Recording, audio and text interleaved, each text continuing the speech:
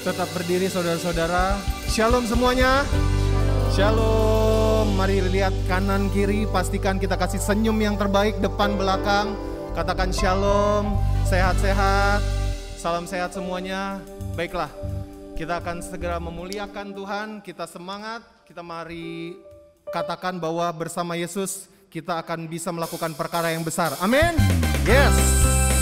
Mari kita bertepuk tangan. Mari kita bersuka cita sama Tuhan. Kita katakan bersama Yesus kita dapat melakukan perkara yang besar. Amin.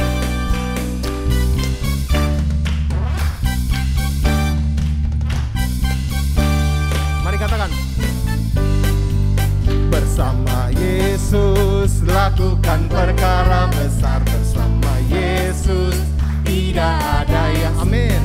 Bersama Yesus ada jalan keluar untuk masalahku, untuk masalahmu, untuk masalah kita semua. Mari katakan sekali lagi.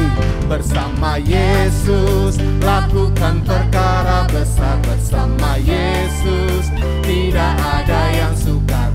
Bersama Yesus ada jalan keluar untuk masalahku, untuk masalahmu, untuk masalah kita semua. Mari katakan Yesus anak domba Allah. Yesus anak domba Allah, juru selamat umat manusia.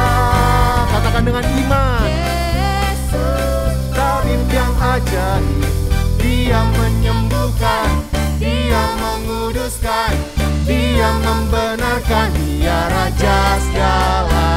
Yang laki-laki saja bersama Yesus lakukan perkara besar. Bersama Yesus. Yang laki-laki mana suaranya? Bersama Yesus ada jalan keluar untuk masalahku, untuk masalahmu, untuk giliran yang perempuan. Berikan yang terbaik. Bersama Yesus lakukan perkara. Amin. Bersama Yesus tidak ada yang sukar. Bersama Yesus ada jalan keluar untuk masalahku, untuk masalahmu, untuk masalah. Mari katakan sama-sama. Yesus anak domba Allah. Yesus anak domba Allah, juru selamat umat manusia. Yesus tabib yang ajaib, dia menyembuhkan, dia menguduskan, dia membenarkan, dia raja segala. Katakan sekali lagi. Yesus anak domba Allah. Yesus anak domba Allah, juru selamat umat manusia. Yesus tabib yang ajaib, dia menyembuhkan, dia menguduskan, dia membenarkan, dia raja segala. Katakan dia raja segala raja, dia raja segala raja, dia raja segala raja. Berikan kemuliaan. Yes. Kita katakan. Kita katakan Allah kita heran. Allah kita heran dan besar. Yes. Allah ya heranlah. Allah yang cipta kita semua, berkati dengan limpah.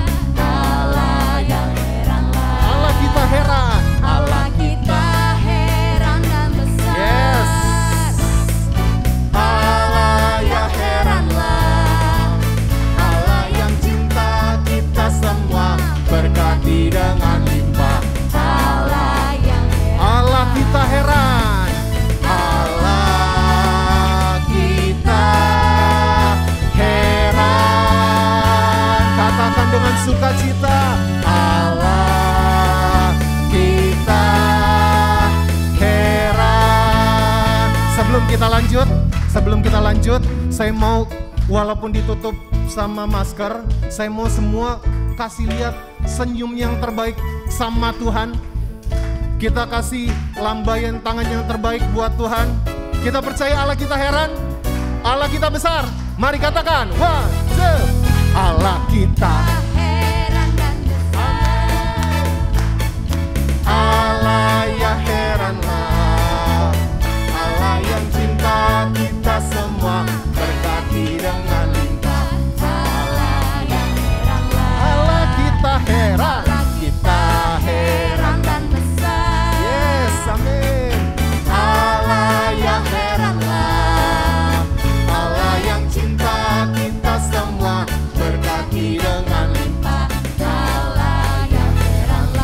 Angkat tangan kita katakan Allah kita heran, Allah kita heran, Allah kita besar. Katakan Allah kita besar, tak besar. Sekali lagi katakan dengan penuh sukacita. Allah kita besar. Amin. Kita percaya Allah kita heran dan besar yang sanggup melakukan segala perkara. Mari saya undang untuk duduk kembali, saudara-saudara. Sebelum kita mendengarkan kebenaran firman Tuhan, saya mengajak untuk kita menyatukan hati kita menundukkan kepala kita menundukkan hati kita. Kita mau katakan sama Tuhan, Tuhan kami ini milik-Mu Tuhan. Mungkin dari beberapa jemaat di sini baru pertama kali mendengarkan lagu ini, tapi saya percaya jamahan Tuhan nyata di dalam hidup saudara. Dalam kesesakanku Kau beri kedamaian-Mu. Dalam keraguan ku temukan wajah-Mu. Ya Tuhan, karena pengorbanannya Tuhan, karena pengorbanan-Mu, Kau jadikanku baru. Sungguh ku terkagum, amanku di dalam-Mu, Yesus. Mari katakan, Kau membuatku sesuai rencana-Mu. Kau memegang setiap musim hidupku. Ku serahkan semua kekhawatiranku. Katakan, ku milik-Mu. Karena pengorbanan-Mu Tuhan, karena pengorbanan-Mu, yes, Kau jadikanku baru. Sungguh, yes, Yesus, Kau memegang sesuai rencana-Mu. Amin. Kau memegang setiap musim hidupku. Ku serahkan semua kekhawatiranku. Ku milik-Mu.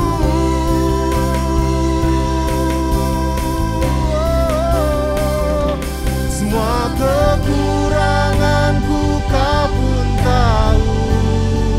Tetap Kau pandang indah, Kau pandang indah dalam-Ku.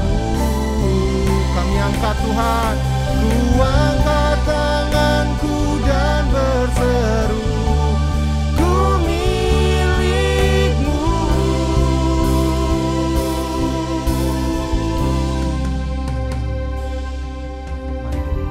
Yes. Saya undang saudara-saudara untuk membangun mesbah di dalam hati. Tuhan, ya Tuhan, sampai kapanpun kami percaya Tuhan bahwa kami milik-Mu Tuhan, sekarang dan selamanya. Mari sembah, mari sembah. Oh, ya, yang percaya Yang percaya kalau mujizat Tuhan masih ada, mari keluarkan yang terbaik yang kita punya.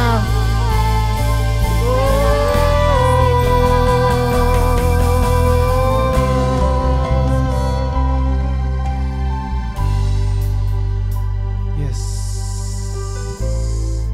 Jangan lihat kanan kiri. Mari kita katakan sama-sama. I am yours now forever. In your grace I surrender. You were mine now forever. I'm alive in your word. Saatnya jemaat Tuhan yang menyanyikan I am yours Now forever, yes Lord. in your grace I surrender. You are mine, now forever. ya Tuhan I'm alive. Yo, mari katakan sekali lagi I am yours, I am yours now forever. I surrender. You were mine now forever. I'm alive in your wonder.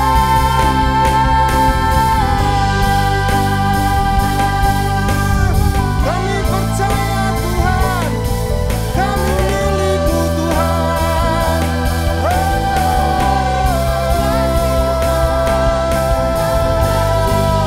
Kami bersyukur, kami punya Allah yang setia. Amin. Mari katakan sama-sama, Kau membuat kami sesuai rancangan-Mu. Kau membuatku sesuai rencana-Mu. Kau memegang setiap musim hidupku. Ku serahkan semua kekhawatiranku. Ku milik-Mu. Kami milik-Mu Tuhan. Semua kekuranganku Kau pun tahu. Tetap Kau pandang indah dalamku. Ku angkat tanganku dan berseru, ku milik-Mu.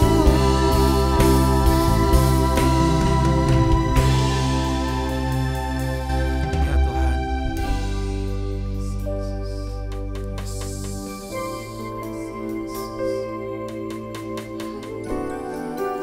Ya Tuhan.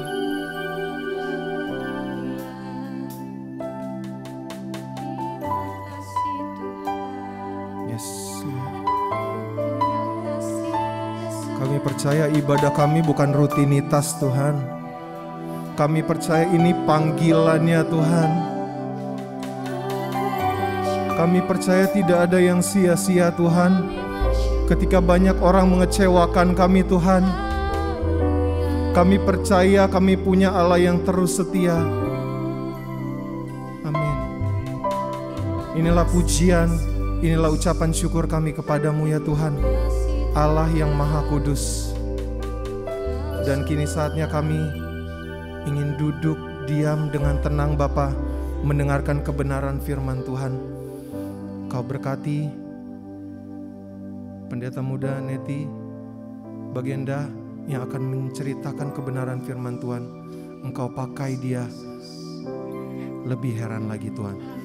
Di dalam nama Tuhan Yesus Kristus kami berdoa dan mengucap syukur. Haleluya. Amin.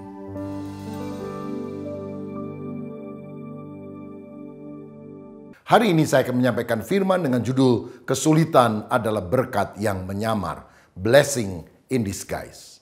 Mari kita baca Mazmur 105 ayat 16 sampai 22 yang berkata demikian. Ketika ia mendatangkan kelaparan ke atas negeri itu dan menghancurkan seluruh persediaan makanan, diutusnyalah seorang mendahului mereka, Yusuf yang dijual menjadi budak. Mereka mengimpit kakinya dengan belenggu, lehernya masuk ke dalam besi, sampai saat firman-Nya sudah genap dan janji Tuhan membenarkannya. Raja menyuruh melepaskannya, penguasa bangsa-bangsa membebaskannya. Dijadikannya dia tuan atas istananya dan kuasa atas segala harta kepunyaannya, untuk memberikan petunjuk kepada para pembesarnya sekehendak hatinya dan mengajarkan hikmat kepada para tua-tuanya. Saudara sekalian, saya pernah membaca sebuah kisah ada seorang raja yang ingin memberkati rakyatnya. Karena itu pada suatu malam secara diam-diam dia pergi ke sebuah jalan dan mulai menggali tanah yang ada di tengah jalan itu, memasukkan satu kantong besar berisi uang dan banyak perhiasan. Lalu dia minta beberapa pengawal menggelindingkan batu yang cukup besar sehingga menghalangi jalan tersebut. Keesokan harinya, saudara, orang-orang melihat ada batu yang menghambat jalan mereka. Oh, mereka mulai saling curiga, menuduh dan mengata-ngatai, siapa ini orang kurang ajar yang menaruh batu. Sampai seorang pemuda berkata, sudahlah kalau kita ngomel terus nggak ada gunanya. Ayo bantu saya dorong batu ini. Tapi nggak ada orang yang mau dorong, malah dia dikata-katain, jangan-jangan kamu yang tadi malam itu menggulingkan batu ke tengah jalan ya. Sehingga akhirnya dengan susah payah pemuda ini harus menyingkirkan batu. Dan dia tiba-tiba melihat ada satu kantong besar yang isinya adalah berkat yang luar biasa. Karena ada tulisan di dalam, siapapun rakyat yang menemukan silakan ambil, karena ini hadiah dari saya. Ada tanda tangan raja. Dari sini kita melihat di balik batu masalah ada berkat Allah yang dicurahkan. Saya percaya penderitaan, kesulitan, masalah adalah berkat Allah yang menyamar. Dan kalau kita bertekun mengatasi semuanya, bukan lagi masalah yang kita alami, tetapi mujizat pertolongan Tuhan yang kita dapatkan. Saudara, Alkitab menceritakan ada seorang yang bernama Yusuf yang menghadapi banyak kesulitan dalam kehidupannya. Dia dibenci oleh saudara-saudaranya, dia dimasukkan dalam sumur yang tak berair, dia dijual sebagai budak ke Mesir, dia kemudian bekerja di rumah Potifar, dia difitnah oleh istri Potifar yang ditolak permintaan untuk berselingkuh dan dia dimasukkan di dalam penjara. Saudara, kira-kira 13 tahun masa yang sulit itu dialami oleh Yusuf, tetapi dia tabah. Dia percaya Tuhan punya rencana yang besar dalam hidupnya. Dan pada waktunya Tuhan menjadikan dia penguasa di Mesir. Mungkin saudara yang juga berada di dalam ibadah ini sedang mengalami pergumulan. Ada masalah keluarga, masalah keuangan, masalah sakit, atau masalah apapun. Tapi jangan kita khawatir, apalagi marah kepada Tuhan. Karena ada pertolongan yang Tuhan akan singkapkan dalam hidup saudara. Nah, sekarang kita akan melihat apa rahasianya Yusuf kuat dalam kesulitan dan bisa muncul sebagai pemenang. Ini juga harus menjadi pedoman firman bagi hidup kita. Bagaimana kita bisa tetap tabah ketika masalah datang sehingga saudara mengalami pertolongan Tuhan. Ada 4 hal yang kita mau pelajari. Yang pertama, kita harus percaya bahwa rancangan Tuhan itu indah. Ayat 16 dan 17 tadi berkata, ketika ia mendatangkan kelaparan ke atas negeri itu dan menghancurkan seluruh persediaan makanan, diutusnyalah seorang mendahului mereka, Yusuf, yang dijual menjadi budak. Saya percaya rencana Allah itu selalu indah bagi kita anak-anaknya. Seperti Bapa yang mencintai anaknya dan merancangkan yang terbaik bagi anaknya. Begitu pula Bapa Sorgawi, dia selalu merencanakan yang terindah di dalam kehidupan kita. Dalam Yeremia 29 ayat 11 firman berkata, sebab aku ini mengetahui rancangan-rancangan apa yang ada padaku mengenai kamu, demikianlah firman Tuhan, yaitu rancangan damai sejahtera dan bukan rancangan kecelakaan, untuk memberikan kepadamu hari depan yang penuh dengan harapan. Masa depan kita cerah di dalam tangan Tuhan. Percayalah saudara, persoalan apapun yang saudara alami bersama Tuhan, ujungnya, hasilnya happy ending. Kalau belum happy, belum ending, Tuhan masih akan menuntun hidup saudara pada kemenangan. Apapun kesulitan yang kita hadapi, percayalah, ujung-ujungnya kita pasti akan ditolong Tuhan. Kalau saudara hari ini bilang, kenapa sampai hari ini saya belum ditolong Tuhan? Belum di ujung, tunggu aja sebentar lagi. Ujung-ujungnya akan ditolong Tuhan. Jadi sebentar lagi, nggak lama kalau sudah di ujung, Tuhan akan menyatakan mujizatnya. Karena Dia Allah yang berdaulat untuk menyatakan kuasanya bagi kita. Saudara, seringkali kita tidak mengerti jalan-jalannya. Tapi percayalah, pikiran Tuhan lebih tajam dari pikiran kita. Rencana Tuhan lebih indah dari rencana kita. Percayalah, Dia selalu baik bagi kita. Tuhan tahu kelaparan akan melanda dunia. Dan keluarga Yakub, Israel yang akan melahirkan Mesias di kemudian hari bisa mati kalau tidak diantisipasi. Itu sebabnya Allah mengutus seorang anak Yakub bernama Yusuf untuk menjadi pelepas. Tetapi dia datang bukan sebagai bangsawan. Dia datang ke Mesir sebagai budak. Dan tidak ada yang paham mengapa Tuhan izinkan itu. Tapi Tuhan adalah ahli skenario yang paling luar biasa. Dia membawa kita seringkali bukan pada jalan yang gampang, jalan pintas, jalan tol. Tapi jalan yang melingkar dan berbatu-batu. Tapi tetap sampai pada tujuan akhir. Dan di jalan yang berbatu-batu itu Dia membentuk kita supaya hidup kita sesuai dengan kehendaknya. Saudara sekalian, dalam Kejadian 50 ayat 20 setelah Yusuf menjadi raja muda di Mesir. Dan saudara-saudaranya kaget ketika tahu tentang hal itu. Dia bilang, memang kamu telah mereka-rekakan yang jahat terhadap aku. Tetapi Allah telah mereka-rekakannya untuk kebaikan. Dengan maksud melakukan seperti yang terjadi sekarang ini. Yakni memelihara hidup suatu bangsa yang besar. Orang boleh merencanakan yang buruk terhadap kita. Tapi kalau kita cinta Tuhan, Tuhan bisa membalikkan keadaan. Tuhan bisa mengubahnya menjadi kebaikan bagi saudara. Itu sebabnya percaya rencana Tuhan selalu indah bagi kita yang berharap kepadanya. Haleluya. Dalam Roma 8 ayat 28 juga firman berkata, kita tahu sekarang bahwa Allah turut bekerja di dalam segala sesuatu untuk mendatangkan kebaikan bagi setiap orang yang mengasihi Dia, yaitu bagi setiap orang yang terpanggil sesuai dengan rencana Allah. Bagian kita mengasihi Tuhan, dan Tuhan yang akan mengubah yang buruk menjadi baik. Saudara, rencana manusia bisa batal, tapi percayalah rencana Tuhan yang jadi dan ternyata lebih indah dari yang kita pikirkan. Sekian waktu yang lalu ada sebuah rumah di Bandung, persis di samping gereja yang saya gembalakan, mau dijual. Kami sudah tawar-menawar dan angkanya sudah dekat. Dan pemiliknya berkata, tunggu ya beberapa waktu lagi saya kasih kabar. Kita tunggu-tunggu saudara sekalian, kok nggak ada kabar. Dan setelah ditanyakan ternyata sudah dijual kepada orang lain. Beda juga nggak terlalu jauh harganya. Aduh, saya rasa nyesel. Padahal itu rumah di samping gereja jadi bisa ditembus, dijadikan ruang sekolah minggu dan sebagainya. Tetapi saudara, 1 bulan kemudian ada rumah persis nempel di depan gereja, di pinggir jalan raya. Kalau yang tadi kan di belakang, yang ini persis di depan.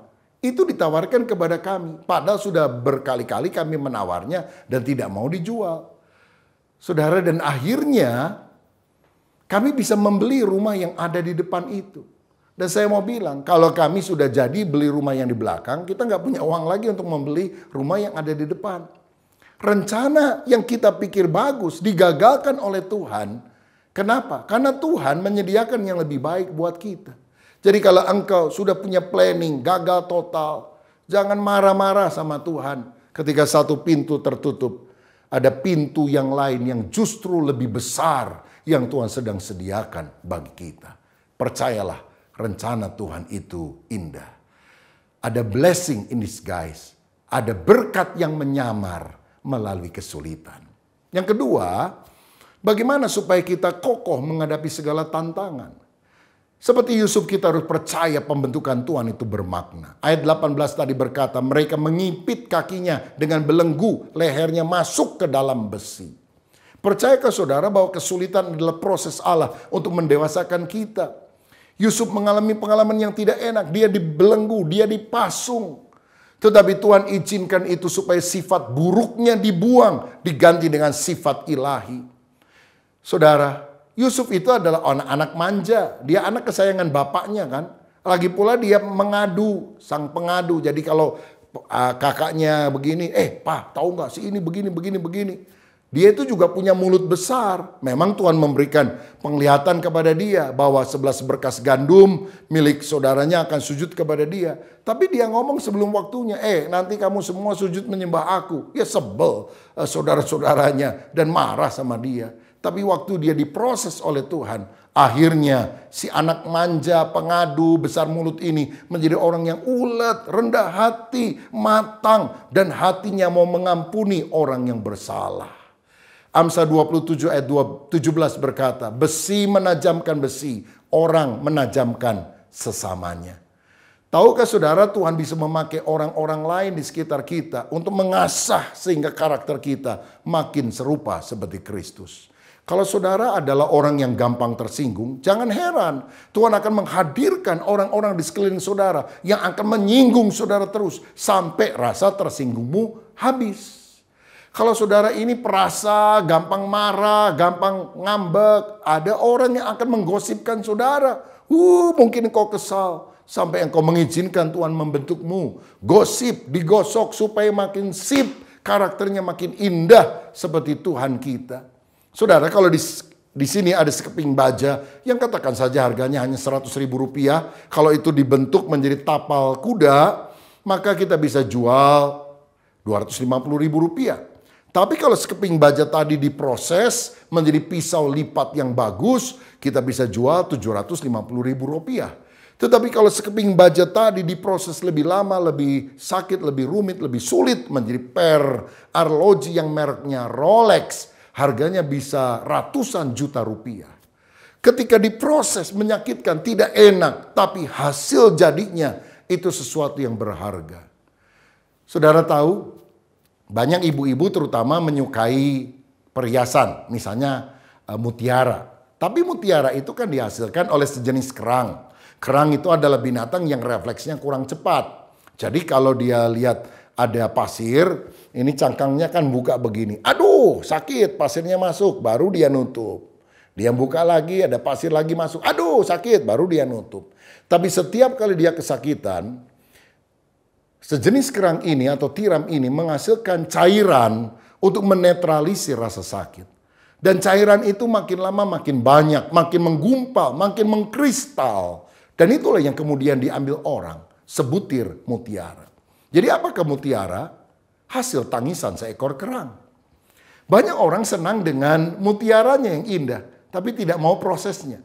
Tapi tanpa proses, tidak mungkin ada mutiara yang indah. No cross, no crown. No pain, no gain. Tidak ada salib, tidak ada mahkota.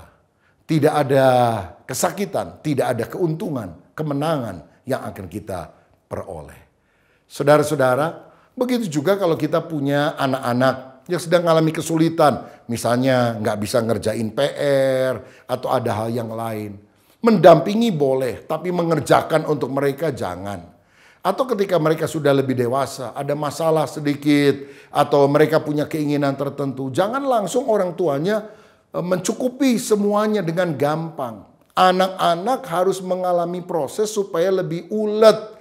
Karena kalau dia langsung dibantu untuk apapun saja, dia akan jadi pribadi yang maunya gampangan, tidak tangguh, cengeng. Saya ambil contoh.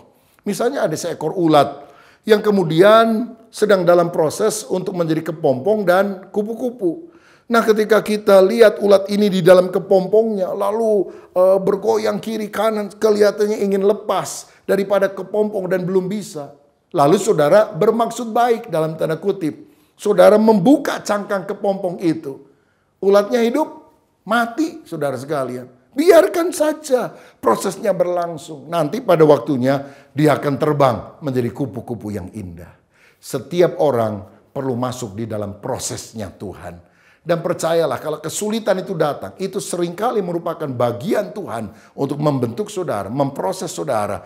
Karena apa yang ada dalam pikiran Tuhan adalah kedewasaan untuk hidupmu, berkat spiritual untuk dirimu. Haleluya. Yang ketiga, bagaimana supaya kita bisa tangguh menghadapi kesulitan dan tantangan? Yang pertama tadi kita harus percaya bahwa rencana Tuhan itu indah. Yang kedua kita harus percaya pembentukan Allah itu bermakna. Yang ketiga kita harus percaya bahwa waktu Tuhan itu tepat. Di ayat 19a tadi dikatakan sampai saat firman-Nya sudah genap. Tahukah saudara bahwa Tuhan bekerja tepat pada saatnya, pada waktunya. Pengkhotbah 3 ayat 11 berkata, He makes all things beautiful in His time. Dia membuat segala sesuatu indah pada waktunya. Saudara, karena itu mari kita sabar menantikan kehendaknya. Yusuf ini 13 tahun loh diproses dalam kondisi yang tidak nyaman. Tapi ketika waktu Tuhan tiba, Firaun mimpi yang tidak bisa diartikan oleh siapapun kecuali oleh Yusuf. Tentang 7 tahun masa kelimpahan yang akan disusul 7 tahun masa kelaparan. Dan Yusuf dengan hikmat Tuhan memberikan solusi. Kumpulkan gandum-gandum pada masa kelimpahan. Lalu jual sedikit demi sedikit pada masa kekurangan. Dan Yusuf dipercaya menjadi raja muda di Mesir.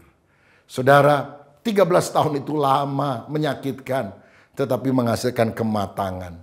Buah yang dikarbit itu nggak enak saudara. Tapi buah yang matang di pohon itu ranum. Percayalah. Ketika waktu tampak lama, sebetulnya ada proses yang sedang terjadi di sana. Ibu-ibu tidak bisa protes dan bilang, kenapa ya saya ini hamil 9 bulan. Udah dicepetin aja 3 bulan. Mati saudara sekalian. Jadi ketika kita menunggu 9 bulan, sebetulnya ada sesuatu yang sedang Tuhan kerjakan dalam kehidupan kita pada waktunya. Nah karenanya mari kita tidak jadi orang yang tergesa-gesa, sebab seringkali salah langkah kalau kita terburu-buru. Ingat ke saudara, Abraham pernah mendapatkan janji dari Tuhan. Dia akan punya anak dan kemudian mempunyai keturunan yang banyak seperti bintang di langit dan pasir di tepi laut. Tapi istrinya kan sudah tua. Abraham sekitar 100 tahun, istrinya 90 tahun. Mana mungkin punya anak? Maka satu kali Sarah bilang gini sama Abraham. Abraham, bagaimana kalau kita tolong Tuhan? Hah? Maksud kamu tolong Tuhan gimana? Iya Tuhan kita tolongin. Karena kan kita belum punya anak, janjinya nggak ditepati. Saya kan punya pembantu namanya Hagar. Cantik juga toh. Ku izinkan kau malam ini tidur bersama dengan dia. Bagaimana? Setuju atau tidak? Abraham mungkin terdiam. Dan tiba-tiba dia bilang, selama kita nikah, baru kali ini kamu memberikan ide yang bagus. Udah, saya setuju. Dan akhirnya kita tahu saudara sekalian, Hagar hamil punya anak namanya Ismail. Tapi Tuhan bilang, anak perjanjian adalah Ishak. Dan akhirnya Tuhan menggenapkan janjinya bahwa Sarah punya anak bernama Ishak. Tapi gara-gara Abraham kurang sabar sampai hari ini, keturunan Ismail berantem terus sama keturunan Ishak. Karena apa? Tergesa-gesa itu. Saya pernah dengar sebuah cerita, ada seorang pilot mengemudikan pesawat kecil dan ada 3 penumpang di dalamnya.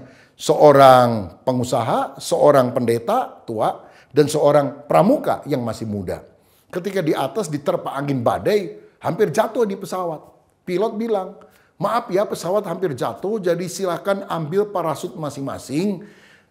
Cuma masalahnya di pesawat ini cuma ada 3 parasut, jadi siapa cepat dia dapat.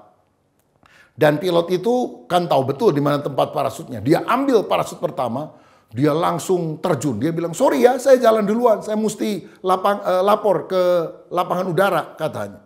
Wah, melihat itu biasanya pengusaha yang terburu-buru karena time is money kan motonya. Maka dia ambil parasut kedua, langsung dia terjun. Sorry ya, saya banyak urusan bisnis. Penumpang 2 lagi, pada parasut sisa 1. Melihat itu pendeta berkata kepada anak muda, ambillah parasut terakhir. Biar kamu terjun ke bawah dengan parasut itu, jumpai ayah dan ibumu. Aku berjumpa dengan Bapa Sorgawi saja. Tapi pramuka ini bilang, tenang Pak Pendeta, kita berdua akan selamat. Loh, gimana caranya? Parasut kan sisa satu. Bukan Pak Pendeta, parasutnya ada dua. Karena tadi pengusaha terlalu tergesa-gesa. Jadi yang dia ambil tadi bukan parasut Pak. Ransel pramuka saya katanya. Dia terjun bebas. Maksud saya begini, kalau kita terburu-buru karena kita ingin sampai tujuan, ternyata kita membuat blunder, kesalahan. Percayalah waktu Tuhan adalah waktu yang terbaik dalam hidup kita. Saya pernah mendengar kesaksian. Ada seorang yang bilang begini, puji Tuhan saudara, saya pernah sakit, saya berdoa supaya Tuhan sembuhkan, tapi bersyukur doa saya tidak segera dijawab oleh Tuhan. Jemaat bingung, apa maksudnya? Lalu dia cerita, rupanya dulu dia bukan orang Kristen, dia pernah sakit. Diobati, nggak sembuh-sembuh. Sampai satu kali ada seorang temannya bilang, mau nggak saya ajak kamu ke dokter yang bisa menyembuhkan segala macam penyakit? Oh ya mau. Dokter siapa? Dokter Yesus katanya. Nah karena dia bukan orang Kristen, dia nggak tahu tentang siapa yang dimaksudkan dengan dokter Yesus. Lalu pada hari yang telah disepakati, mereka pergi ke sebuah persekutuan doa di sebuah rumah. Saudara, dan mereka datang agak terlambat, lalu mereka duduk di bangku paling belakang. Mungkin ada hampir 40 orang lah yang sedang ibadah. Nah jadi temennya yang Kristen mendampingi dia, kamu dengerin aja ya, nanti kalau pas sudah waktunya untuk didoakan, saya kasih kode sama kamu, kamu maju ke depan. Saudara, jadi dia ikuti nyanyi-nyanyi. Lalu dia pikir, wih ini dokter Yesus banyak juga pasiennya, ada 40 kali. Waduh, giliran saya kapan ini ya? Tapi pinter juga dia ya, supaya pasien gak kesal menunggu, disuruhnya kita nyanyi-nyanyi. Lalu ada testimoni, kesaksian tentang orang yang sakit disembuhkan oleh dokter di atas segala dokter, Yesus Kristus. Dia pikir, oh hebat juga ya. Ada testimoni ini, ada kesaksian, boleh juga. Lalu kemudian ada hamba Tuhan yang buka Alkitab, kitab tebel. Dia pikir, wah ini mungkin resep-resepnya kali ya. Dan khotbahnya itu 1 Petrus 2 ayat 24. Oleh bilur Yesus kamu disembuhkan. Nah setelah amin, ini pengkhotbah bilang, siapa yang mau didoakan maju ke depan. Temennya bilang, sekarang kamu maju ke depan. Wah, langsung maju ke depan, saudara. Sambil melek begini kan. Lalu pendeta bilang, tutup mata. Dia bingung juga, kenapa tutup mata ya? Ya udah, ikuti aja. Lalu kemudian ditumpangin tangan, didoakan. Dan waktu pulang apa yang terjadi? Tidak sembuh, saudara-saudara. Tapi bagus juga karena nggak sembuh, maka minggu depan dia diajak lagi ke sana. Didoakan lagi, minggu depan diajak lagi. Lama-lama pujian penyembahan itu membuat hatinya sukacita, bahkan khotbah itu menguatkan imannya. Akhirnya dia tahu bahwa itu persekutuan Kristen, tapi hatinya sudah terlanjur senang dengan suasana ibadah, lalu dia percaya kepada Yesus. Sampai setelah 1 tahun kemudian, gak sengaja dia berpapasan di sebuah mall dengan dokter yang dulu pernah mengobati penyakitnya. Loh Pak, kok Anda gak pernah datang lagi ke saya? Gimana penyakitmu? Udah sehat tapi saya nggak rasa apa-apa. Ah, mana bisa? Penyakitmu kan berat. Coba kamu dicek ya ke laboratorium. Dia cek ke laboratorium, ternyata semuanya normal. Kenapa? Disembuhkan oleh dokter Yesus. Dan dia bilang dalam kesaksian itu, kalau saya didoakan sekali langsung sembuh. Saya nggak akan datang lagi itu ke persekutuan doa. Karena udah sembuh. Tapi karena nggak sembuh, saya datang lagi, datang lagi, datang lagi. Akhirnya saya bukan cuma merindukan kesembuhan, saya merindukan keselamatan daripada Tuhan. Dan ketika saya percaya Yesus diselamatkan, akhirnya Tuhan menyembuhkan saya. Bukankah ada proses waktu yang dibutuhkan sehingga kita mengalami pertolongan daripada Tuhan? Jadi kalau saudara sedang mengalami persoalan dan belum ada jalan keluarnya, percayalah waktu Tuhan akan datang dalam hidup saudara. Dan yang keempat, yang terakhir, bagaimana supaya kita bisa berdiri teguh menghadapi segala tantangan? Kita harus percaya bahwa janji Tuhan itu benar. Ayat 19b berkata, dan janji Tuhan membenarkannya. Saudara, kalau Tuhan berjanji, dia pasti akan menggenapi janjinya. Kalau manusia suka lupa, kau yang mulai, kau yang mengakhiri, kau yang berjanji, kau yang mengingkari. Tapi Tuhan tak pernah ingkar janji. Semua yang difirmankannya pasti akan digenapi. Karena itu saudara, pegang janji firman Tuhan.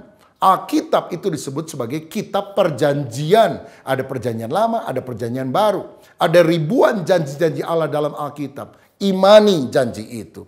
Seperti Yusuf yang pernah mendapatkan mimpi bahwa Tuhan akan mengangkat dia. Walaupun lama itu dia tidak alami. Karena dia pegang apa yang Tuhan sudah berikan kepada dia. Itu menjadi kenyataan.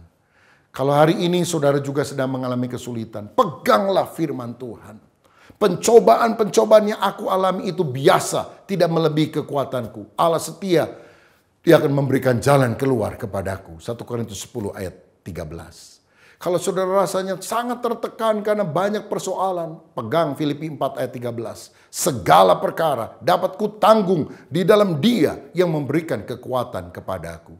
1 Petrus 2 ayat 24 berkata, Ia sendiri telah memikul dosa kita di dalam tubuhnya di kayu salib, supaya kita yang telah mati terhadap dosa hidup untuk kebenaran. Oleh bilur-bilurnya kamu telah sembuh. Saudara, kalau hari-hari ini kau sudah mengalami masalah ekonomi, punya keperluan secara finansial, peganglah firman Tuhan dalam Filipi 4 ayat 19. Allahku akan memenuhi segala keperluanmu menurut kekayaan dan kemuliaannya dalam Yesus Kristus. Percaya janji Tuhan. Kalau engkau berdoa, bekerja sesuai dengan karuniamu, Tuhan bisa buka jalan. Dan apa yang merupakan keperluanmu dicukupkan oleh Tuhan. Saudara, karena itu percayalah, di balik semua kesulitan, ada berkat yang Tuhan akan siapkan bagi kita. Persoalan adalah berkat yang menyamar. Dan kalau kita percaya rencana Allah itu indah. Percaya pembentukan Allah itu bermakna. Percaya bahwa waktu Tuhan itu yang terbaik. Dan percaya bahwa firman Tuhan pasti digenapi. Maka itu akan terjadi dalam hidup saudara. Tuhan Yesus memberkati. Mari kita berdoa. Bapa, terima kasih. Kami percaya di balik semua persoalan ada berkat Allah yang menanti. Blessing in disguise. Karena itu jangan kami mengomel, mengutuk, menggerutu. Tapi kami tetap berharap kepada Tuhan. Karena rencana Tuhan lebih indah dari rencana kami. Dan semua akan menjadi indah pada waktunya. Berkat-Mu atas kami yang menerima firman ini. Di dalam nama Tuhan Yesus Kristus. Haleluya. Amin.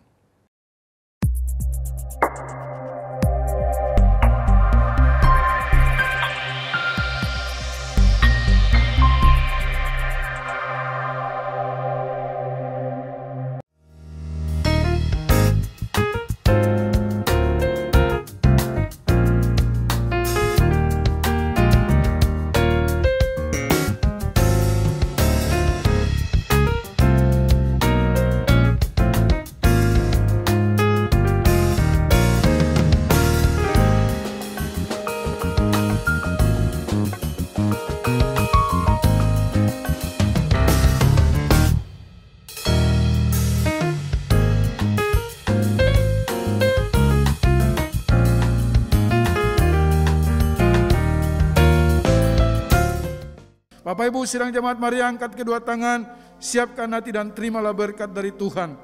Tuhan memperhadapkan wajahnya kepadamu pada hari ini dan memberi engkau kasih karunia. Diberkati waktu kita masuk, diberkati waktu kita keluar, diberkati waktu apa yang kita kerjakan dengan tangan kita, dibuat Tuhan berhasil. Sekarang angkatlah tanganmu, terimalah berkat dari Bapa di sorga. Terimalah berkat daripada Allah Bapa di sorga, kasih karunia dalam Yesus Kristus. Dan melalui persekutuan yang indah dalam kuat kuasa Roh Kudus tinggal tetap menyertai kita mulai hari ini sampai Maranatha. Yesus Kristus datang pada kali yang kedua menjemput kita di awan-awan yang permai. Yang percaya dan sudah diberkati Tuhan, mari katakan bersama amin. Besar anugerah-Mu, melimpah kasih-Mu, semakin hari semakin bertambah. Besar anugerah-Mu, semakin hari semakin hari